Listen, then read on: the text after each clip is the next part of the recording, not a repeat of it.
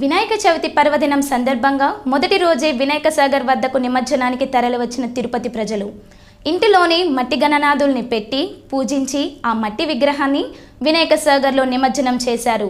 వినాయక సాగర్కు వచ్చే భక్తులకు ఏర్పాట్లను వినాయక నిమజ్జన కమిటీ మున్సిపల్ సిబ్బంది ఏర్పాటు చేశారు.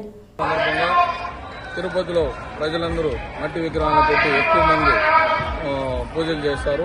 ఇంట్లో ఉండే విగ్రహాలు, చిన్న విగ్రహాలు, కొన్ని పెద్ద విగ్రహాలు కూడా ఈరోజు వినాయక సాగర్ నిమజ్జనానికి వచ్చాయి.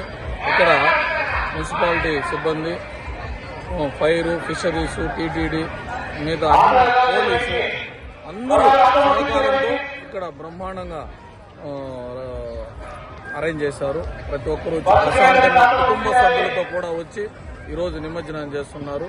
మంచి వాతావరణంలో ఈరోజు పండుగ జరుపుకుంటున్నారు. ప్రతి ఒక్కరికి వినాయక చవితి శుభాకాంక్షలు. ఈ వినాయక సాగర్లో ఆహ్లాదకరంగా ఈ నిమజ్జనం జరుగుతుంటే చాలా సంతోషంగా ఉంది.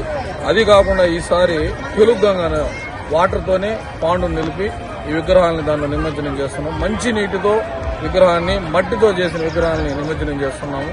అందరికీ గణనాథుని ఆశీస్సులు పొందాలి, అందరూ హ్యాపీగా ఉండాలని కోరుకుంటున్నాను.